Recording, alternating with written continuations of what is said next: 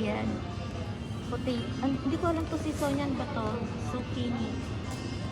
Ayan yung presyo niya. Tapos ito yung talong na presyo.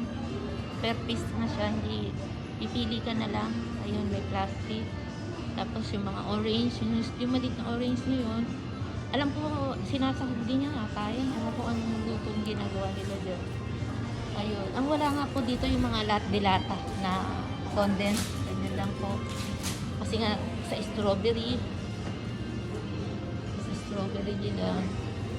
Ayan, nagmahal na po yung mga prutas eh. Pero yung anak ko bili ng bili rito. Kasi yung avocado mahal. Doon sa kabila mura. Kaso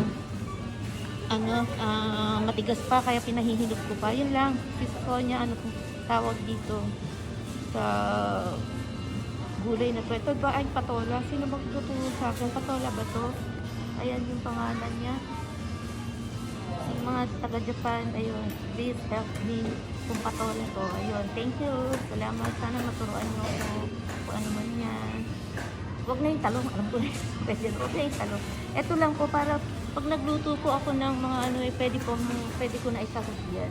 Kanina yung babae na katabi ko bumili niya din. Kumuha niya isa. Saka talong, saka yung orange. Ayun, thank you for sharing ko lang po. Hindi ko kasi alam to. Please help me. Kung ano to, kung patola ba to. Okay, bagus.